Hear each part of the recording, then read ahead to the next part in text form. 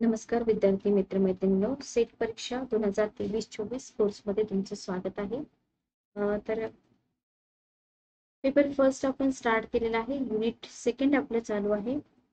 पुढचा मुद्दा आपण बघूया. कंटिन्यू करतोय.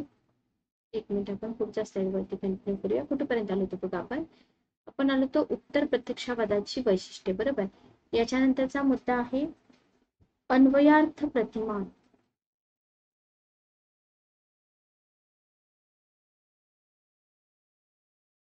अन्वयार्थ प्रतिमान बघा, याच्यामध्ये जर आपण बघितलं अन्वयार्थ प्रतिमान इंटरप्रिटेटिव्ह, बरोबर. तर बघा, सामाजिक शास्त्रातील प्रत्यक्ष वादाला पर्याय म्हणून अन्वयार्थ, पहिला मुद्दा व्यवस्थित ऐका. सामाजिक शास्त्रातील जो प्रत्यक्षवाद आहे त्याला पर्याय म्हणून अन्वयार्थ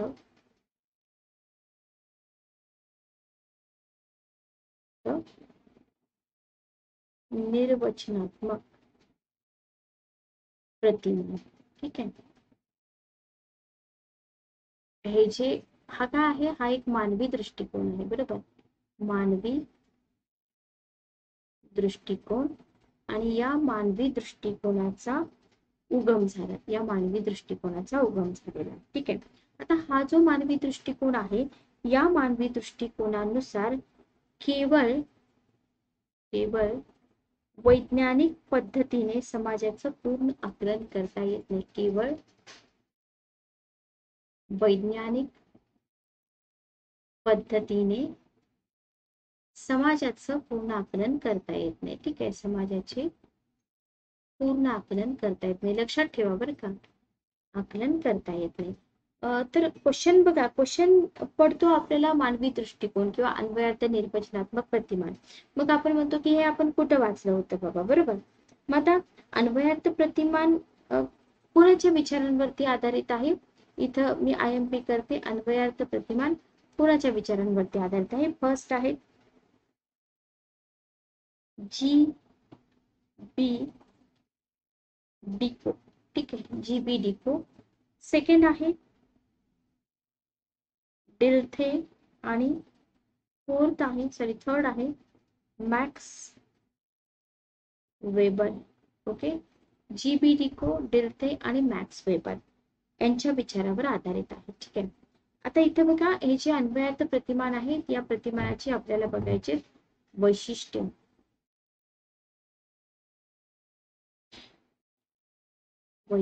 ठीक आहे. अन्वयार्थ प्रतिमानाची वैशिष्ट्य. इथे जर बघितलं आपण अन्वयार्थ प्रतिमानाची वैशिष्ट्य, तर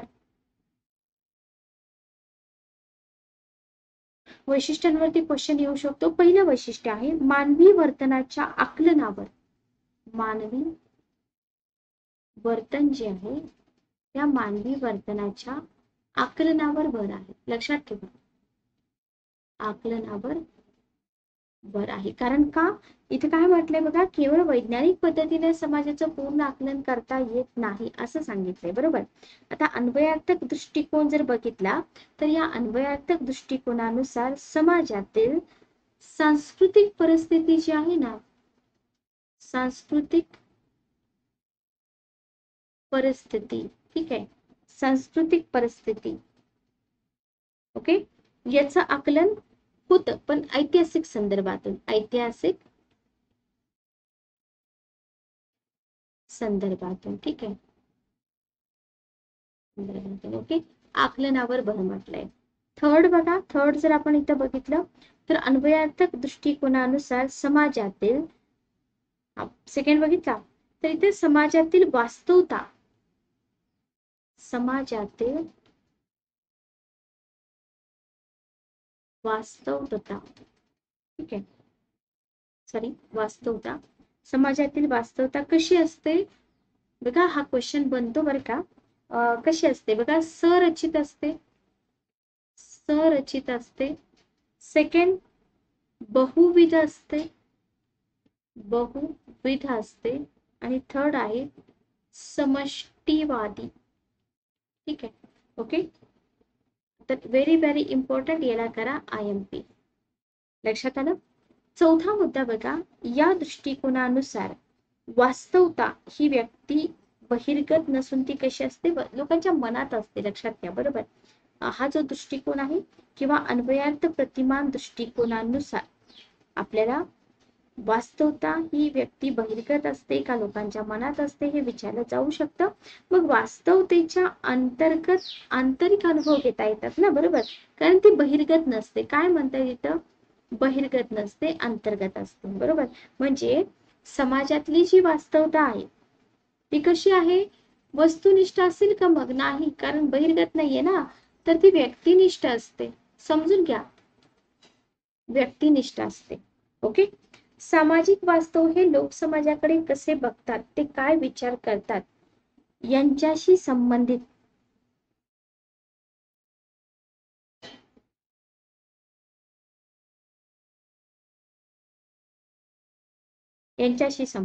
ठीक आहे. ओके. तर हे पॉइंट्स जर आपण समजून घेतले तर मॉडरेट टू डिफिकल्ट लेवलचा कितीही डिफिकल्ट क्वेश्चन येऊ द्या, उत्तर येतात. ठीक आहे. म्हणजे सामाजिक वास्तव हे लोक समाजाकडे कसं बघतात, ते काय विचार करतात याच्याशी संबंधित असते, म्हणजे व्यक्तिनिष्ठ असते. ओके. क्लिअर.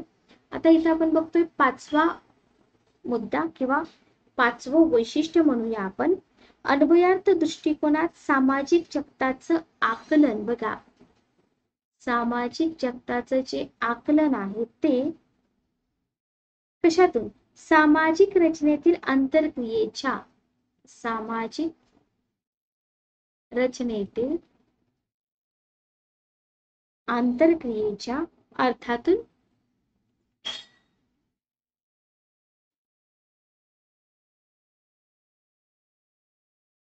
अर्थातून काय केलं जातं इथं, शोधण्याचा प्रयत्न केला जातो. ठीक आहे. ओके. क्लिअर. सहावं वैशिष्ट्य जर आपण बघितलं तर याच्यामध्ये बघा, लोकांचं आकलन करण्यासाठी त्यांच्या जीवनाच्या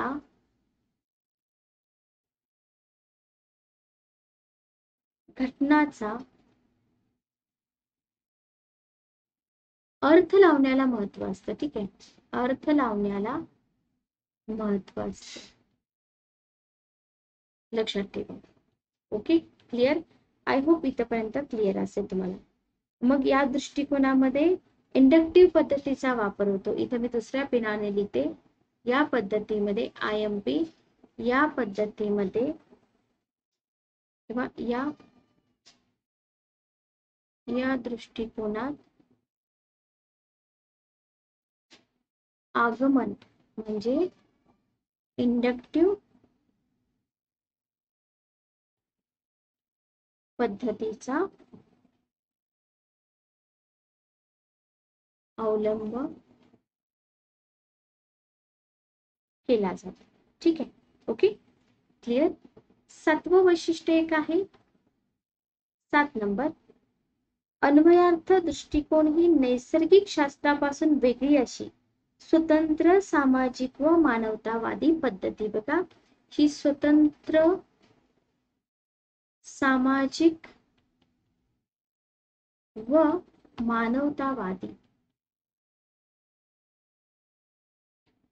स्वतंत्र सामाजिक आणि मानवतावादी पद्धती असून ती कशी आहे, प्रत्यक्षवाद विरोधी आहे. लक्षात ठेवा बरं का, हेच मुद्दे परीक्षेत विचारले जातात. प्रत्यक्षवाद विरोधी आहे. ओके. क्लिअर. समजलं का बघा, इथपर्यंत तुम्हाला समजलं असेल. फर्स्ट युनिट पेक्षा सेकंड युनिट कडे आपलं थोडस दुर्लक्ष होतं, तर दुर्लक्ष करू नका. काय होतं माहिती का, फर्स्ट युनिट आपण नेहमीच रिवाइज करतो. बरोबर, नेहमी. आणि सेकंड युनिट पर्यंत आपण येतो तोपर्यंत आपली एनर्जी संपलेली असते. ओके. किंवा आपल्याकडून रिवाइज करायचं राहतं. तर प्रत्येकाचं असं होतं, मी असं म्हणत नाही. काही लोक रिवाइज करत पण असतील, काही लोकांकडून राहत पण असेल. ठीक आहे. ओके. क्लिअर. चला नेक्स्ट आपण जाऊया पुढं. याच्यानंतर आहे तुमचा आधुनिक काळातील शेवटचं वैशिष्ट्य आपण बघूया. 9 नंबर. आपल्याला इथे काय बघायचं आहे, आधुनिक काळातील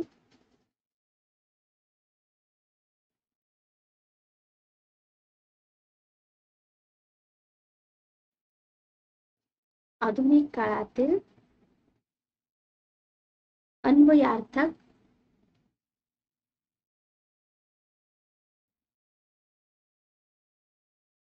दृष्टिकोनाचे समर्थक.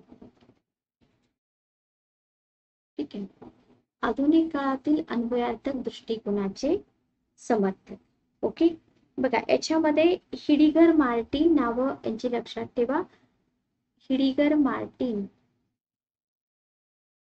हिडिगर मार्टिन. सेकंड आहेत याच्यामध्ये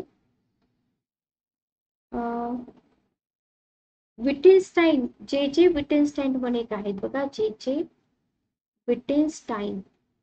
मे बी माझ्याकडून प्रोनाउन्सिएशन थोडेसे चुकत असतील. यांनी काय केलं बघा, या दोघांनी भाषा व विचार, लक्षात ठेवा, भाषा व विचार, बरोबर. आता इथं भाषा आणि विचार, तर यांनी भाषा आणि विचार यांच्या संदर्भातून सामाजिक वास्तवतेचं आकलन करण्यावरती भर दिला. व्हेरी व्हेरी इम्पॉर्टंट, याला करा IMP पॉइंट. Okay, clear. चला, याच्यानंतर आपण बघणार आहोत चिकित्सात्मक प्रतिमान. चिकित्सात्मक प्रतिमान.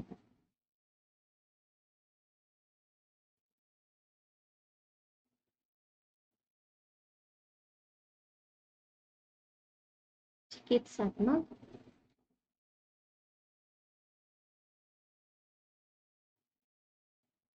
प्रतिमान. ठीक आहे, ओके, क्लिअर. चला, काय आहे चिकित्सात्मक प्रतिमान, थोडस आपण हे बघूया. क्रिटिकल, इंग्लिश मध्ये बऱ्यापैकी सगळ्यांना लक्षात राहतं, बरोबर. बघा, लक्षात घ्या, आपण काय बघतोय, संशोधनाचे दृष्टिकोन बघतोय, बरोबर. संशोधनाचे दृष्टिकोन आपण बघत आहोत. म्हणजे जर तुम्हाला तुमचा सिक्वेन्स थोडासा चुकला असेल तर प्रत्यक्षवाद बघितला आपण, उत्तर प्रत्यक्षवाद बघितला, अन्वयार्थ प्रतिमान बघितलं, शेवटचा पॉइंट आहे आपला चिकित्सात्मक प्रतिमान. ठीक आहे, ओके. याच्यानंतर आपला भाग जो आहे तो संख्यात्मक संशोधन हा स्टार्ट होईल. बघा, इथं जर आपण बघितलं तर 19व्या शतकाच्या प्रारंभापासून, पहिला मुद्दा, 19व्या शतकाच्या प्रारंभापासून म्हणजे विशेषतः दुसऱ्या महायुद्धानंतर हा जो चिकित्सात्मक दृष्टिकोन आहे ना, हा प्रभावी ठरलेला आहे. काळ आपल्याला माहित पाहिजे. ठीक आहे, ओके. मग युरोपमध्ये तेव्हा या काळामध्ये युरोपमध्ये काय झालं, धार्मिक ग्रंथाची, जे धार्मिक ग्रंथ होते, या धार्मिक ग्रंथांची विचारवंतांनी चिकित्सा केली, बरोबर. म्हणजे तेव्हापासून क्रिटिकल हा शब्द वापरला जाऊ लागला. जर्मनीमध्ये जर तुम्ही बघितलं, Frankfurt institute for social research या संस्थेची स्थापना झाल्यानंतर आपल्याला इथं चिकित्सावादी संशोधकांची परंपरा निर्माण झालेली दिसून येते. आणि तुम्हाला हा जो चिकित्सावादी दृष्टिकोन आहे हा कोणी विकसित केला, तर याच्यामध्ये कार्ल मार्क्स येतील, कार्ल मार्क्स येतील, त्याच्यानंतर एरिक फ्रॉम येतील, सेकंड एरिक फ्रॉम. ठीक आहे, थर्ड येतील इथं मॅक्स होर्खीमर, मॅक्स होर्खीमर. चौथे येतील बेंजामिन हर्बर्ट, बेंजामिन हर्बर्ट मर्क्यूज, मर्क्यूज. 5 नंबरला येतील लुकास, लुकास. ठीक आहे, यांची नावं लक्षात ठेवा. ओके, जसं आपण बाकीच्याची वैशिष्ट्ये बघितली होती तसंच आपण इथं चिकित्सात्मक दृष्टिकोनाची पण वैशिष्ट्ये बघणार आहोत. या पेजवरती आपण बघूया वैशिष्ट्ये, चिकित्सात्मक दृष्टिकोनाची वैशिष्ट्ये. काय आहेत वैशिष्ट्य बघा, याची वैशिष्ट्य आहे, पहिलं वैशिष्ट्य आहे बघा, सामाजिक जाणीवेच्या प्रक्रियेबरोबर. साधा सिंपल असाच क्वेश्चन तुम्हाला विचारला जातो, सामाजिक जाणीवेच्या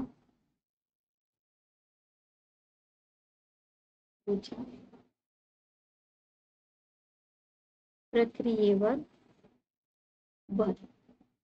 सेकंड आहे सामाजिक स्थित्यंतराला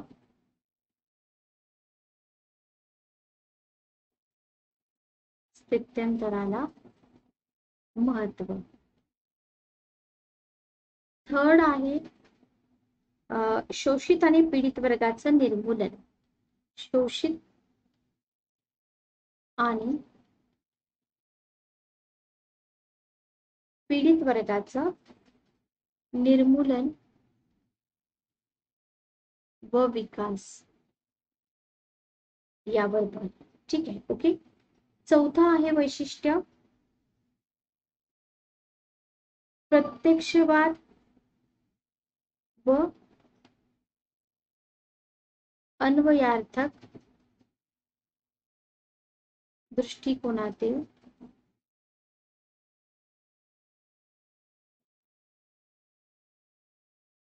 ठीक आहे. ओके. आणि सामाजिक आकलनाला विरोध आहे इथं. सामाजिक आकलनाला विरोध आपल्याला दिसून येतो. विरोध, सामाजिक आकलनाला विरोध. आंतरविद्याशाखीय पद्धतीवर आधारित आंतरविद्याशाखीय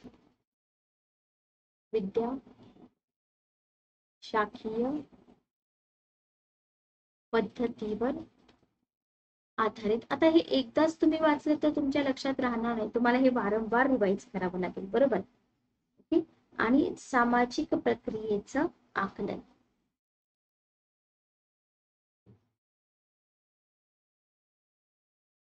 प्रक्रिया आकलन. ठीक आहे. ओके. क्लिअर. चला, तर ही आहेत चिकित्सात्मक दृष्टिकोनाची वैशिष्ट्ये. आता इथं ही वैशिष्ट्ये जी आहेत ना, ही वैशिष्ट्ये थोडीशी आपण एक्सप्लेन करूया. की सामाजिक जाणीवेच्या प्रक्रियेवर भर म्हटलंय. बघा, आपण समाजात राहतो, बरोबर. तर त्या समाजाची निर्मिती कशातून होत असते? व्यक्तीच्या विचारातून होत असते. म्हणजे व्यक्तीचे विचार सामाजिकतेशी बांधील असतात. म्हणजे ते वस्तूच्या वस्तुनिष्ठतेला बांधील नसतात असं चिकित्सावादी मानतात. बरोबर. त्यांचा भर सामाजिक जाणीवेच्या प्रक्रियेवरती आहे. सेकंड बघा, सामाजिक स्थित्यंतराला महत्व. मार्क्सच्या मते इथं काय आहे बघा, जी द्वंद्वाची प्रक्रिया आहे. म्हणजे स्वतः जाणीवपूर्वक सामाजिक स्थित्यंतराला जाणणे ही बाब ते महत्वपूर्ण मानतात. बरोबर. म्हणजे सामाजिक स्थित्यंतरासाठी संघर्ष हा दृष्टिकोन महत्वाचा असून समाजामध्ये जैसे थे स्थितीला नाकारतो. बरोबर. शोषित पीडित जर इथं बघितलं तर सिंपल आहे. चिकित्सावादी दृष्टिकोनानुसार ज्ञानाचा उपयोग कशासाठी झाला पाहिजे? शोषित पीडित वर्गाचं निर्मूलन करण्यासाठी. हा दृष्टिकोन साम्राज्यवाद विरोधी आहे. बरोबर. जुलूम अत्याचार, बघा हे पॉझिटिव्ह आहे म्हटलं तर जुलूम अत्याचाराला विरोध करणार ना. शोषित आणि शक्तिहीन लोकांचं अध्ययन करणं, त्यांच्या परिवर्तनासाठी तयार राहणं, हा या दृष्टिकोन याच्यावरती हा दृष्टिकोन भर देतो. प्रत्यक्षवाद आणि अन्वयार्थक दृष्टिकोन. बघा, चिकित्सात्मक दृष्टिकोन हा प्रत्यक्षवाद आणि अन्वयार्थक दृष्टिकोन या दोन्ही मधील सामाजिक विश्वाचं आकलन करण्याच्या दृष्टिकोनांना काय करतो? विरोध करतो. लक्षात ठेवा, विरोध करतो. ओके. म्हणजे त्यांच्यामध्ये या दोन्ही दृष्टिकोनातील नैतिक तटस्थता आणि मूल्य स्वतंत्रतेला नाकारलेला आहे. चिकित्सात्मक दृष्टिकोन काय करतो? समाजाचं विश्लेषण करतो. समाजातील अन्याय, याच्यावर तुमच्या लक्षात येत असेल, अन्याय, संघर्ष, दमन, स्पर्धा याला कुठेतरी बदलण्याचा प्रयत्न करतो. बरोबर. ओके. क्लिअर. चला, याच्यानंतर आहे आंतरशाखीय पद्धतीवर आधारित. बघा, इथं मार्क्सवाद, नव मार्क्सवाद, स्त्रीवाद, वंशवाद विरोध, चिकित्सक समाजशास्त्र इत्यादी आंतरविद्याशाखीय पद्धती याच्यामध्ये अंतर्भूत आहेत. याच्यामध्ये सामाजिक स्थितीचं विविध तऱ्हेने विश्लेषण केलं जातं आणि विविध विषयावर विचार विमर्श करून ते बदलण्यासाठी प्रयत्न पण केले जातात. ठीक आहे. ओके. आणि शेवटचा मुद्दा आहे सामाजिक प्रक्रियेचं आकलन. बघा, चिकित्सात्मक दृष्टिकोन हा विज्ञानाच्या प्रत्यक्षवादी दृष्टिकोनाला काय करतो? नाकारतो. बरोबर. नाकारतो आणि नाकारून ऐतिहासिक आणि सांस्कृतिक परिस्थितीमध्ये सामाजिक प्रक्रियेचा आकलन करण्याचा प्रयत्न करतो. पाठीमागं पण मी सांगितलं होतं. म्हणजे समाजाच्या आकलन करण्याच्या परंपरागत सिद्धांतांना हा दृष्टिकोन नाकारत असून तो सामाजिक व्यवहार, संस्था आणि घटना यांच्या चिकित्सेचा काय करतो, आग्रह धरतो.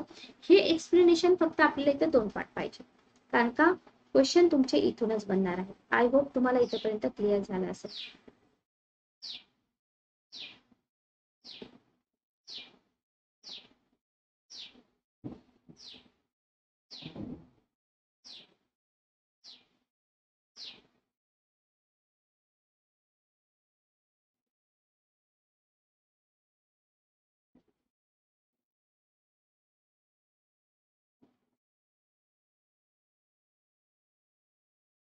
चला नेक्स्ट आपण पुढे जाऊया. पुढे आपल्याला काय दिलेलं आहे बघा. हा भाग मी पुन्हा पुन्हा सांगते. हा भाग दिसताना फार सोपा दिसतो, पण वारंवार रिव्हिजन गरजेची आहे. ठीक, ओके. म्हणजे टेस्ट वगैरे आपण याच्यावरती कंडक्ट करणारच आहोत. याच्यानंतर आहे संख्यात्मक संशोधन, क्वांटिटेटिव्ह मेथड. याच्यानंतरचा कोणता पार्ट आपल्याला शिकायचा आहे बघा. याच्यानंतर आपण बघणार आहोत संख्यात्मक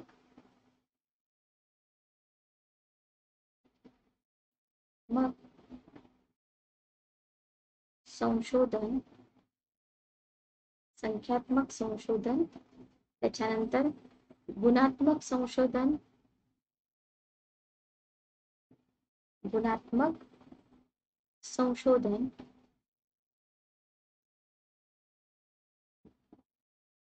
ओके. गुणात्मक संशोधनाच्या व्याख्या वगैरे आपल्याला बघायच्या आहेत बघा.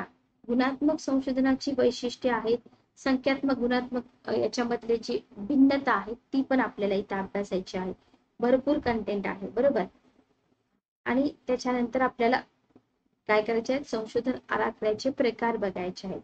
संशोधन आराखड्याचे प्रकार, ओके. त्याच्यानंतर अप्लाइड रिसर्च आहे, तो भाग आपल्याला बघायचा आहे. कृती संशोधन, संशोधन समस्या, संबंधित साहित्याचा आढावा आहे, बरोबर. कार्यपद्धती आहे. त्याच्यानंतर चांगल्या परिकल्पनेची वैशिष्ट्ये आहेत. परिकल्पना गृहीतक याच्यामधला फरक आहे. जनसंख्या नमुना निवड पद्धती आहे. म्हणजे एवढा सगळा भाग जर आपण केला तर कुठं आपण 100% सिलेबस कंप्लीट केला असं म्हणू शकतो. पुढे संशोधनाचं वर्गीकरण आहे, संशोधनाच्या पद्धती आहेत, बरोबर. किंवा ऐतिहासिक संशोधनाची माहिती संकलनाची साधने आहेत. तर हा जो युनिट सेकंड आहे ना, युनिट सेकंड खूप मोठा आहे बघा. म्हणजे फर्स्ट युनिट आपलं थोडस फॅमिलियर वाटतं आपल्याला, बरोबर. सेकंड युनिट जर आपण याच्या आधी कधी वारंवार रिवाइज केलं नसेल तर मात्र इथं आपल्याला थोडीशी अडचण येऊ शकते. तर बराच मोठा सेक्शन जाईल आपला हा याच्यामध्ये. काही हरकत नाही, आपण कंटिन्यू करूया. संख्यात्मक संशोधन. जर काही नाही समजलं तर तुम्ही चॅटबॉक्स मध्ये विचारू शकता. कोर्स रेकॉर्डेड आहे, तुम्ही मला कॉल करून पण विचारू शकता, मेसेज पण करू शकता. मी माझा नंबर तुम्हाला इथं शेअर केलेला आहे, ठीक आहे, ओके. चल बघा, संख्यात्मक संशोधनाबद्दल जर आपण बोललो तर भारतामध्ये सगळ्याच विद्यापीठामध्ये संख्यात्मक संशोधन मोठ्या प्रमाणावर होताना दिसतं, बरोबर, हो की नाही. म्हणजे संख्यात्मक स्वरूपाच्या संशोधनामध्ये संख्याशास्त्रीय आधार असतो. कोणता आधार असतो? संख्या शास्त्रीय आधार असतो, बरोबर. संख्याशास्त्रीय आधार असतो. आता याच्यामध्ये जर आपण बघितलं की संख्याशास्त्रीय आधार जर इथं आपल्याला दिसत असेल तर मग व्यक्तिनिष्ठतेचा दोष आढळून येतो का नाही बघा. व्यक्तिनिष्ठतेचा दोष इथं आढळून येत नाही. व्यक्तिनिष्ठता दोष आढळत नाही, हे खूप महत्वाचं आहे, बरोबर. पहिलं वाक्य दुसऱ्या वाक्याला को रिलेट करता स्किप करू नका, बरोबर. मग त्याच्यामुळं अशा स्वरूपाचं संशोधन, व्यक्तिनिष्ठ दोष जर आढळला नाही तर याला तुम्ही काय म्हणणार, उच्च प्रतीचं म्हणणार ना. उच्च प्रतीचे संशोधन, उच्च प्रतीचे संशोधन म्हणणार तुम्ही याला, ओके. क्लिअर, समजते का बघा, ओके.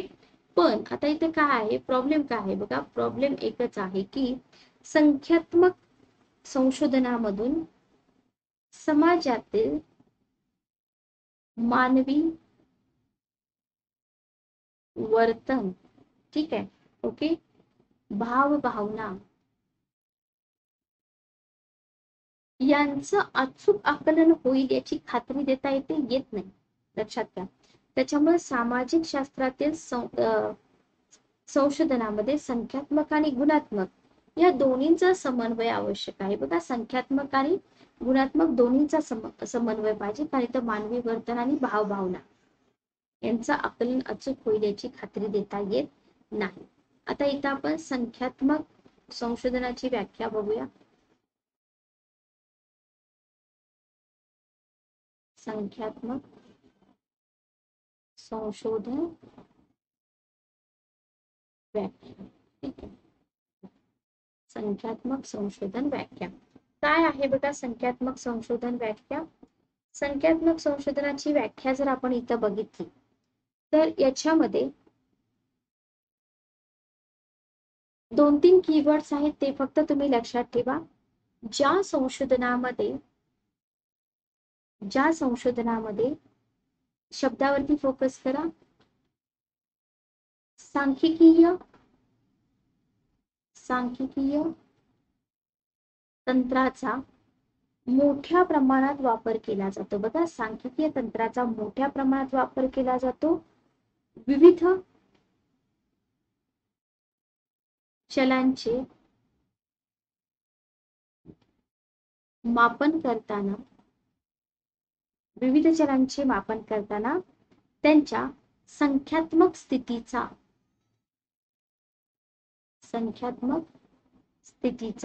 विचार केला जातो. स्थितीचाच विचार केला जातो, ठीक आहे, विचार केला जातो, ओके. तसेच संशोधनाच्या उद्दिष्टांचे आणि परिकल्पनांच्या पडताळ्याचे निर्णय सुद्धा कशाच्या आधारे केले जातात, संख्यात्मक माहितीच्या आधारे घेतले जातात. त्याला म्हटलं जातं संख्यात्मक संशोधन. बघा, मी फक्त कीवर्ड सांगितले तुम्हाला, एवढ्या मोठ्या मोठ्या डेफिनेशन पाठ करायच्या नाही, बरोबर. किंवा दुसरी डेफिनेशन आपण घेऊया, ज्या संशोधनामध्ये निरीक्षण आणि मापन, बघा, निरीक्षण आणि मापन अत्यंत वस्तुनिष्ठपणे आणि काटेकोरपणे केले जातं. तसेच हे संशोधन तार्किक प्रत्यक्षवादाच्या गृहीतकांवर आधारित असतं. हे विधान फार महत्वाचं आहे. तार्किक प्रत्यक्षवादाच्या गृहीतकावर आधारित, ठीक आहे, ओके.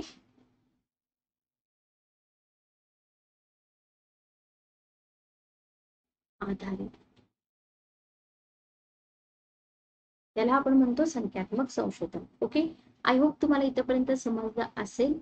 एक जस्ट 2 मिनिट थांबा.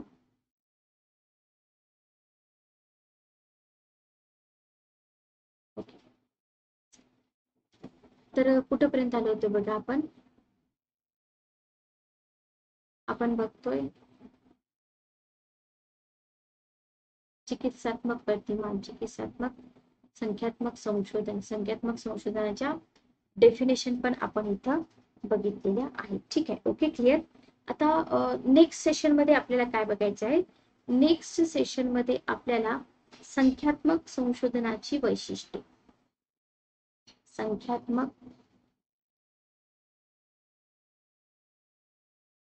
संशोधनाची वैशिष्ट्ये, ओके, वैशिष्ट्ये आपल्याला बघायचे, ओके. तर हा जो पार्ट आहे हा आपण नेक्स्ट सेशन मध्ये कंटिन्यू करूया. Good day, take care.